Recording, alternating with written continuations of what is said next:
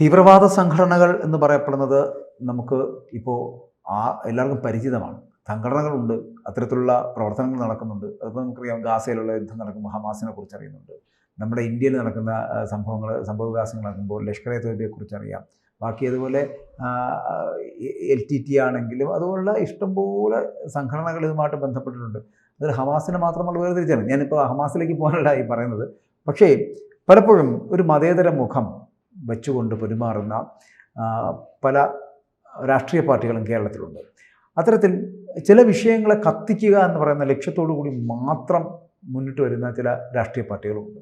ഇപ്പോൾ ഇവിടെ നമുക്ക് ഏറ്റവും ലേറ്റസ്റ്റായിട്ട് വിഷയങ്ങൾ ചിലപ്പോൾ ഈ കുട്ടികളുമായിട്ട് ബന്ധപ്പെട്ട് വരുന്ന വിഷയങ്ങളാകുമ്പോൾ ആ വിഷയത്തെ നമ്മൾ ആ തരത്തിലാണ് നോക്കിക്കാണുന്നത്.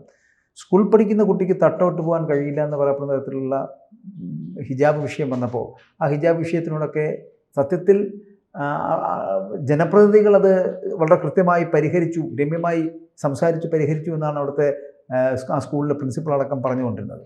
പക്ഷേ ആ വിഷയത്തെ കത്തിച്ചത് വിദ്യാഭ്യാസ മന്ത്രി അടക്കമുള്ളവരാണ്, വി ശിവൻകുട്ടി അടക്കമുള്ളവരാണ് വിഷയത്തെ കത്തിച്ചത്. അപ്പോൾ ആ വിഷയം കത്തി നിൽക്കണമെന്ന് ആഗ്രഹിക്കുന്നവർ ഈ വിദ്യാഭ്യാസ മന്ത്രിയുടെ പാർട്ടി CPM മാത്രമാണോ, അതോ അതിന് പിന്നിൽ മറ്റേതെങ്കിലും രാഷ്ട്രീയ പാർട്ടികൾക്ക് മുഖമുണ്ടോ? ഇപ്പം നമ്മളിവിടെ വളരെ വ്യക്തമായി തന്നെ ഇവിടെ മനസ്സിലാക്കുന്ന ഒരു കാര്യം, കേരളം മതേതരമാണ്, മതേതരത്തിൽ നമ്പർ 1 ആണ് നമ്മൾ എന്ന് പറയുമ്പോൾ അതിൻ്റെ ആ ഒരു പൊള്ളത്തരം ഇന്നിവിടെ പൊളിച്ചു കാട്ടപ്പെടുകയാണ്.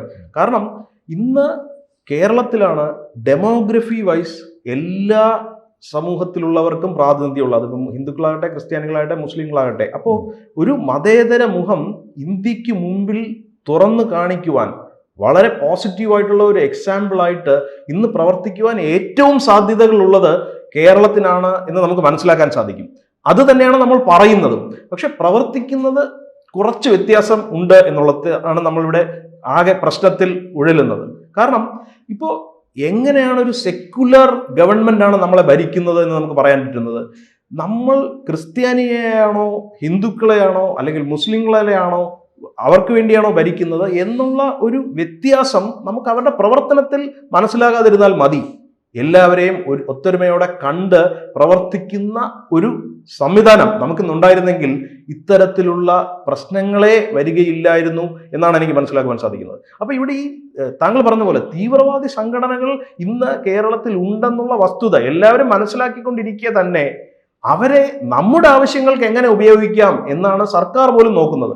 ഇപ്പൊ സർക്കാർ ഈ സ്വർണ്ണപ്പാളി വിഷയത്തിലും അതുപോലെയുള്ള മറ്റ് വിഷയങ്ങളിലും പെട്ട് ഉഴലുന്ന ആ ഒരു അവസരത്തിൽ അവർ കൃത്യമായി ഹിജാബ് മേഖലയിൽ ഇടപെട്ട് പ്രവർത്തിച്ചുകൊണ്ട് ഈ ഒരു വിഷയം ആളിക്കത്തുവാൻ ശ്രമിച്ചത്. കാരണം ആ ഹിജാബ് വിഷയത്തിൽ പോലും ആ സ്കൂൾ വളരെ വ്യക്തമായി പറഞ്ഞതാണ്, ഇവിടെ നമുക്ക് യൂണിഫോം എൻഫോഴ്സ് ചെയ്യാനുള്ള അധികാരമുണ്ട്. അത് ഭരണഘടനയുടെ ആർട്ടിക്കിൾ 30 വളരെ വ്യക്തമായി പറഞ്ഞിരിക്കുകയാണ്. അതേസമയം ആ കുട്ടിക്ക് ഭരണഘടനയുടെ ആർട്ടിക്കിൾ 25, 26 അനുസരിച്ച് മതസ്വാതന്ത്ര്യത്തിനനുസൃതമായ രീതിയിൽ വേഷം ധരിക്കുവാനുള്ള അവകാശവുമുണ്ട്. അപ്പൊ ഈ ഒരു അവകാശ പോരാട്ടങ്ങൾക്കിടയിൽ വളരെ കൃത്യമായി ഇന്ന് പോലും ആ കുട്ടിയുടെ പിതാവ് പറയുന്നത് നമ്മൾ ഹിജാബ് അനുവദിക്കുന്ന സ്കൂളിലേക്ക് മാറിപ്പോകുവാൻ തയ്യാറാണ് എന്ന് പറയുന്നു.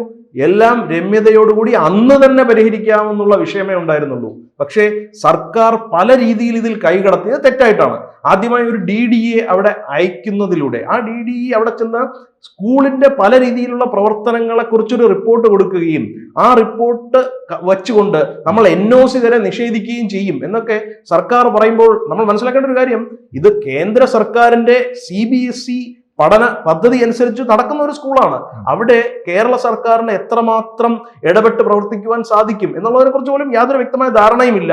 മാത്രമല്ല 2018 ഹൈക്കോടതി വിധി അനുസരിച്ച് യൂണിഫോം എൻഫോഴ്സ് ചെയ്യാനുള്ള അധികാരം പ്രൈവറ്റ് സ്കൂളുകൾക്കുണ്ട് എന്നുള്ളതാണ്. ഇതൊക്കെ എല്ലാവർക്കും അറിയാവുന്ന കാര്യമാണ്. അപ്പൊ എന്തുകൊണ്ട് വിദ്യാഭ്യാസ മന്ത്രിയുടെ നേതൃത്വത്തിൽ തന്നെ ഇതിൽ ഇത്തരത്തിലുള്ള വളരെ സങ്കുചിതമായ ഇടപെടലുകൾ, വളരെ ബാലിശ്യമായ ഇടപെടലുകൾ എന്തുകൊണ്ടുണ്ടായി എന്ന് നമ്മൾ ആലോചിക്കുമ്പോൾ നമുക്കറിയാം, ഇത് വോട്ട് ബാങ്കുകളെ പ്രീണിപ്പിക്കുവാൻ വേണ്ടി മാത്രമായിരുന്നു. അല്ലാതെ ഇതൊന്നും മതേതരത്വത്തിന് വേണ്ടി ചെയ്യുന്നതല്ല, ഇതൊന്നും മതസൗഹാർദ്ദത്തിന് വേണ്ടി ചെയ്യുന്നതല്ല, ഇതൊന്നും അവരുടെ ഒരു തത്വദീക്ഷയോടുകൂടിയുള്ള ഐഡിയോളജിയുടെ പേരിൽ ചെയ്യുന്നതല്ല. മാനവികത ഇവർ പറയുന്നു, സ്വാതന്ത്ര്യം, ജനാധിപത്യം, സോഷ്യലിസം എന്നൊക്കെ ഇവർ പറയുന്നുണ്ടെങ്കിലും അതൊന്നുമല്ല. ഇവർ നിന്ന് പിഴയ്ക്കുവാൻ വേണ്ടി അന്നന്ന് ഏത് വിവാദം കത്തിപ്പിടിപ്പിക്കുന്നതിലാണ് അവർക്ക് താല്പര്യം എന്നറിഞ്ഞ് അവർ പ്രവർത്തിക്കാൻ ശ്രമിക്കുകയാണ്. തീർച്ചയായിട്ടും. അപ്പൊ ഈ ശബരിമലയും സ്വർണ്ണപ്പാളിയും താങ്കൾ പറഞ്ഞ പോലെ ഇത്രയും വലിയ വിഷയങ്ങളാവുകയും PMC വിവാദവുമായിട്ട് ബന്ധപ്പെട്ടിട്ട് CPI ഇഴഞ്ഞു നിൽക്കുകയും ഘടകകക്ഷികൾ നിൽക്കുകയും ചെയ്യുന്നൊരു സാഹചര്യമാണ്. ഈ സാഹചര്യത്തിൽ നമുക്ക് കുറച്ചുകൂടി ശ്രദ്ധിച്ചു കഴിഞ്ഞാൽ, ഇപ്പോൾ താങ്കൾ പറഞ്ഞ പോലെ ഈ ഹിജാബ് വിഷയത്തിന് ഇത്രത്തോളം കത്തിച്ച് ഹിജാബിനോടൊപ്പം നിൽക്കാൻ കാണിക്കുന്ന ഒരു ത്വര, വിദ്യാഭ്യാസ മന്ത്രിയുടെ ത്വര എന്ന് പറയുന്നത് മുസ്ലിം ലീഗിനോട് കാണിക്കുന്ന ഒരു അനുകമ്പയാണ്, അല്ലെങ്കിൽ മുസ്ലിം ലീഗിനോട് കാണിക്കുന്ന ഒരു അടുപ്പമാണ്. അങ്ങനെ നമുക്ക് വ്യാഖ്യാനിക്കേണ്ടി വരും. അവിടെയാണ് ഈ PMC വിവാദത്തിൽ CPI എടുത്ത നിലപാടിനെ ഒരിക്കലും മൈൻഡ് ചെയ്യാതെ അവരെ വളരെ പുച്ഛത്തോടുകൂടി തള്ളിക്കൊണ്ട് ചില നിലപാടുകളായിട്ട് മുമ്പോട്ട് പോകണം. നിങ്ങളില്ലെങ്കിൽ കുഴപ്പമില്ല എന്നൊരു നിലപാട് ചെയ്തു. കാരണം ഇവിടെ ലീഗിനെ പ്രീതിപ്പെടുത്തി ലീഗിനെ കൂടെ കൂട്ടാനുള്ള ഒരു തന്ത്രത്തിൻ്റെ ഭാഗമാണോ ഇത്? അപ്പോൾ ഇവിടെ പൊളിഞ്ഞു പോകുന്നതും ഇവർ ഈ പറയുന്ന മതേതര മുഖമല്ലേ? അല്ല, എനിക്ക് അങ്ങനെ തോന്നുന്നില്ല. എനിക്ക് തോന്നുന്നത് ഇപ്പം മുസ്ലിം ലീഗ് എന്ന് പറയുന്നത് മുസ്ലിം സമുദായത്തിന്റെ തന്നെ ഒരു മൃദു സമീപനത്തിന്റെ അടിസ്ഥാനത്തിൽ ഉണ്ടായ ഒരു പാർട്ടിയാണ്. പക്ഷെ ആ ഒരു മൃദു സമീപനത്തിൽ സന്തുഷ്ടരല്ലാത്ത ഒരുപാട് പേർ മുസ്ലിം സമൂഹത്തിൽ തന്നെയുണ്ട്. അത് തന്നെയാണ് നമ്മൾ നേരത്തെ പറഞ്ഞു വെച്ച തീവ്രവാദ സംഘടനകൾ എന്നിവരെ വിശേഷിപ്പിക്കപ്പെടാവുന്ന പാർട്ടികളും മറ്റ് കൂട്ടായ്മകളും ഉള്ള ഒരു സമുദായമായി ഇന്ന് നമ്മൾ മനസ്സിലാക്കുകയാണ്. അപ്പം അവരിൽ ചിലരുടെ വോട്ടെങ്കിലും നമുക്ക് അടർത്തിയെടുക്കാം. കാരണം മുസ്ലിം ലീഗ് ഇന്ന് അവരുടെ പേര് സൂചിപ്പിക്കുന്നത് പോലെ തന്നെ എല്ലാ മുസ്ലിങ്ങളുടെയും വോട്ട് നേടിയെടുക്കുകയാണെങ്കിൽ അത് LDFന് അത്ര നല്ല സന്തോഷകരമായ ഒരു വസ്തുതയല്ല. ആ ഒരു അവസ്ഥയിലേക്ക് അവർക്ക് പോകാൻ താല്പര്യമില്ല. അപ്പം അവർ ഹിന്ദു സാമുദായിക സംഘടനകളെ പ്രീണിപ്പിക്കുവാൻ ശ്രമിക്കുന്നതോടൊപ്പം, അത് SNDP ആയാലും അതുപോലെ തന്നെ NSS ആയാലും, അവരെ പ്രീണിപ്പിച്ച് കൂടെ നിർത്താൻ ശ്രമിക്കുന്നതിന്റെ കൂടെ തന്നെ മുസ്ലിം സമുദായത്തിൽ നിന്നും ഒരു വിഭാഗം വോട്ട് അടർത്തിയെടുത്ത് നമുക്ക് വേണ്ടി നേടിയെടുക്കാൻ പറ്റുമോ എന്നവർ നോക്കുകയാണ്. അതിനവർ പയറ്റുന്ന ചില തന്ത്രങ്ങളാണ് ഈ വർഗീയതയ്ക്കെതിരെ, അതായത് ഹിന്ദു വർഗീയത എന്നാണ് അവർ പറയുന്നത്, വർഗീയതയ്ക്കെതിരെ അല്ലെങ്കിൽ സംഘപരിവാർ വൽക്കരണത്തിനെതിരെ, കാവ്യവൽക്കരണത്തിനെതിരെ നമ്മൾ മാത്രമേ ഇന്ന് ശക്തമായി പ്രതിരോധിക്കുന്നുള്ളൂ, അതിന് എതിരായി പ്രവർത്തിക്കുന്നുള്ളൂ എന്നൊക്കെ വരുത്തി തീർക്കുകയും അതിലൂടെ കുറച്ച് മുസ്ലിം വോട്ടുകളെങ്കിലും നമുക്ക് നേടിയെടുക്കുവാൻ സാധിക്കുമോ? അപ്പൊ അങ്ങനെ വരികയാണെങ്കിൽ അത് UDFനെ ഒരുപാട് വീക്കൻ ചെയ്യുമല്ലോ. അപ്പൊ അതാണ് ഇവർ മെയിനായിട്ട് ഉദ്ദേശിക്കുന്നത്. പിന്നെ വേറൊന്ന്, BJPയെ ഏത് രീതിയിലും എതിർക്കുന്ന ഒരു പാർട്ടി എന്ന് പറയുന്നത് ഇവർ തന്നെ അവരുടെ ഒരു ഇമേജ് ബിൽഡ് ചെയ്യാൻ വേണ്ടി, അത് ഈ ലീഗ് അല്ല, ലീഗല്ല, ഈ CPIM തന്നെയാണ്. മുസ്ലിം ലീഗിന് ഇവിടെ വളരെ വ്യക്തമായ, അവരൊന്നും മറച്ചിട്ടൊന്നും ചെയ്യുന്നില്ല. ഞാൻ അതിനകത്തുള്ള ഒരു സംശയം ഇതാണ്, ഈ ലീഗ് എന്ന് പറയുന്ന പ്രസ്ഥാനം നാളെ ചിലപ്പോൾ BJPയോടൊപ്പം ചേർന്നില്ല എന്ന് നമുക്കൊന്നും പറയാൻ പറ്റത്തില്ല. അല്ല, അപ്പൊ അവിടെയാണ് BJP എല്ലാവരും മുഖം എന്ന് പറയുന്നത്. എന്താണ് മതേതരത്വം എന്ന് പറയുന്നത്? ഈ പറയുന്ന CPM മുമ്പോട്ട് വയ്ക്കുന്ന മതേതരത്വം, കോൺഗ്രസ് മുന്നോട്ട് വയ്ക്കുന്ന മതേതരത്വം, അതെ, ഇനി ഈ പറയുന്ന NDA മുന്നോട്ട്, BJP മുന്നോട്ട് വെക്കുന്ന മതേതരത്വം, ഇതെന്താണ് ഈ മതേതരത്വം? ഈ മതേതരത്വം എന്ന് പറഞ്ഞിട്ട് വർഗീയ വിഷം തുപ്പുന്നതാണല്ലോ നമ്മൾ കാണുന്നത്. ഇപ്പൊ ഈ യൂറോപ്യൻ രാജ്യങ്ങളുടെ ആ ഒരു പശ്ചാത്തലത്തിൽ നമ്മൾ സെക്യുലർ അല്ലെങ്കിൽ മതേതരം എന്ന് പറയുന്നത് ഏതാണ്ട് മതനിഷേധം ഉള്ള ഒരു മതേതരത്വമാണ്. പക്ഷെ ഇന്ത്യയിൽ ഒരിക്കലും അത്തരത്തിലൊരു മതേതരത്വത്തിന് സ്ഥാനമില്ല. ഇവിടെ നമുക്ക് ആകെ കൂടെ ചെയ്യാൻ സാധിക്കുന്നത് എല്ലാ മതങ്ങളെയും തുല്യമായി നമ്മൾ കൺസിഡർ ചെയ്യുന്നു, അതിനനുസരിച്ച് പ്രവർത്തിക്കുന്നു. അപ്പൊ ഏതെങ്കിലും ഒരു വോട്ട് ബാങ്കിനെ പ്രീണിപ്പിക്കുവാനായി നമ്മൾ ഒന്നും ചെയ്യില്ല, എല്ലാവർക്കും വേണ്ടി. അതായത് BJP അതാണ് മുന്നോട്ട് വയ്ക്കുന്നത്, എല്ലാവരോടൊപ്പം എല്ലാവർക്കും വേണ്ടി എന്നുള്ള സബ്കാ വികാസ് സബ്കാ സാത്ത് എന്നുള്ള സബ്കാ വിശ്വാസ് എന്നുണ്ട്. അതാണ് ഒരു യഥാർത്ഥ മതേതരത്വം എന്ന് ഞാൻ വിശ്വസിക്കുന്നത്. പക്ഷെ അതിന്റെ ഒരു കുഴപ്പം എന്താണെന്ന് വെച്ചാൽ ഏതെങ്കിലും ഒരു വോട്ട് ബാങ്ക് മുന്നോട്ട് വന്ന് നിങ്ങൾക്ക് വേണ്ടി വോട്ട് ചെയ്യാനൊന്നും തയ്യാറായില്ല എന്നിരിക്കും. പക്ഷെ രാഷ്ട്രീയത്തിൽ ഒരുപാട് പണിയെടുക്കാതെ അധികാരത്തിൽ കടിച്ചു തൂങ്ങണമെന്ന് താല്പര്യമുള്ളവർക്ക് ഇത് കുറച്ച് മെനക്കെട്ട പണിയാണ്. അതിനു പകരം കുറച്ചും കൂടെ വ്യക്തമായി, ഇപ്പൊ മുസ്ലിം ലീഗ് അവരുടെ പേരിൽ തന്നെ ആ ഒരു സമുദായം, ഏത് സമുദായത്തെയാണ് അവർ ടാർഗറ്റ് ചെയ്യുന്നത് വ്യക്തമായി വെച്ചിട്ടുണ്ട്.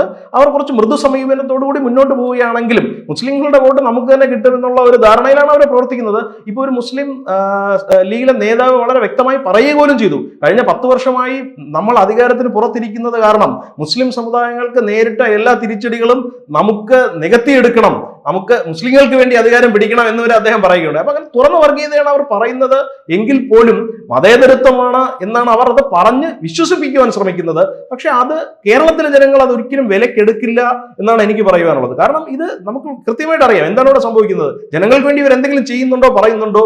ഒന്നും ചെയ്യുന്നില്ല. പക്ഷേ വോട്ട് ബാങ്കുകളെ പ്രീണിപ്പിക്കുവാനുള്ള ഇവരുടെ നീക്കങ്ങൾ വളരെ പകൽ പോലെ വ്യക്തമാണ്.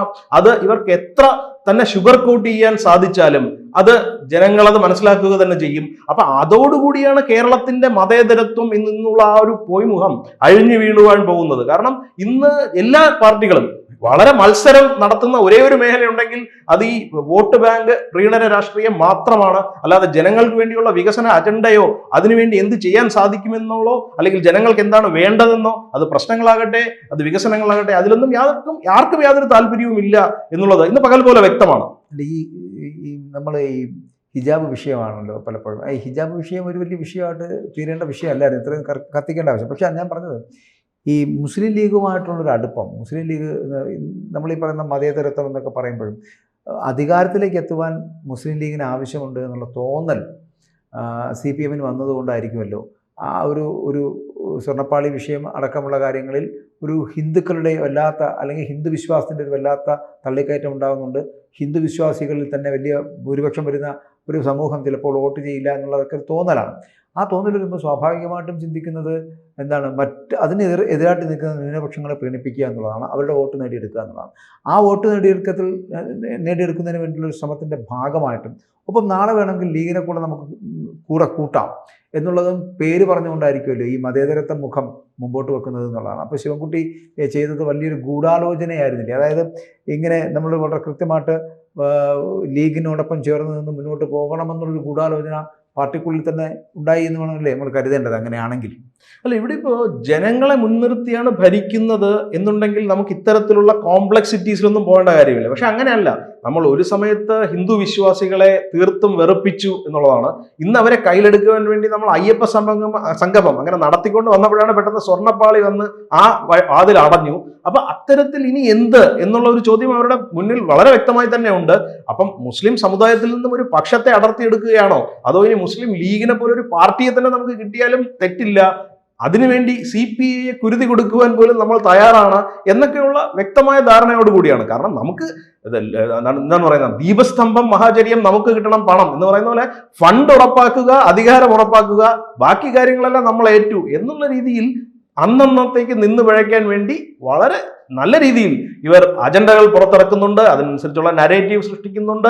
അതിന് വാഴ്ത്തുപാട്ടുകൾ പാടുവാനായി ഇവരുടെ തന്നെ മാധ്യമ പ്രവർത്തക തൊഴിലാളികളും അതുപോലെ തന്നെ സാംസ്കാരിക നായകർ എന്ന് നമ്മളിന്ന് വിശേഷിപ്പിക്കുന്ന ആളുകളും അവർ സോഷ്യൽ മീഡിയയിലായാലും അല്ലെങ്കിൽ പൊതുജന മധ്യത്തിൽ നിന്നുകൊണ്ട് ആക്രോശിച്ചുകൊണ്ട് സംസാരിക്കുന്നതിലായാലും എല്ലാം ഇവർ ഒരു വെൽ ഓയിൽഡ് മെഷീൻ പോലെ വർക്ക് ചെയ്യുന്ന ഒരു പാർട്ടി തന്നെയാണ്. അപ്പൊ അവരത് നിന്ന് കാണിച്ചുകൊണ്ടിരിക്കുകയാണ്. പക്ഷെ ഇതൊന്നും കൊണ്ട് ജനങ്ങൾക്ക് ഗുണമില്ല എന്നുള്ളിടത്താണ് ഇതെല്ലാം തകർന്നടിയുവാൻ പോകുന്നത്. അപ്പം ജനങ്ങൾ ഇന്ന് ഒരു വീണ്ടും വിചാരത്തോടുകൂടി ഇത് അവലോകനം ചെയ്യേണ്ട ആ ഒരു സമയം അതിക്രമിച്ചിരിക്കുന്നു എന്നാണ് എനിക്ക് പറയാനുള്ളത്. കാരണം എന്താണ് ഒരു പാർട്ടി മുന്നോട്ട് വയ്ക്കുന്ന രാഷ്ട്രീയം, ആ രാഷ്ട്രീയത്തിലൂടെ നമ്മൾ നാളെയിലേക്ക് എങ്ങനെയാണ് നടന്നെടുക്കുവാൻ പോകുന്നത്, എന്തൊക്കെയാണ് നമ്മുടെ പ്രവർത്തന പദ്ധതികൾ, എന്തൊക്കെയാണ് അതുകൊണ്ട് ജനങ്ങൾക്കുണ്ടാകുന്ന ഗുണങ്ങൾ എന്ന് ഇന്ന് വിലയിരുത്തുവാൻ നമുക്ക് സാധിക്കുകയാണെങ്കിൽ നമുക്ക് വളരെ വ്യക്തമായി തന്നെ മനസ്സിലാക്കാം, ഒരേ ഒരു പാർട്ടി മാത്രമേ അത്തരത്തിലേക്ക് ഇന്ന് കേരളത്തിന് മുന്നിൽ ഒരു പ്രവർത്തന പദ്ധതി മുന്നോട്ട് വയ്ക്കുന്നുള്ളൂ.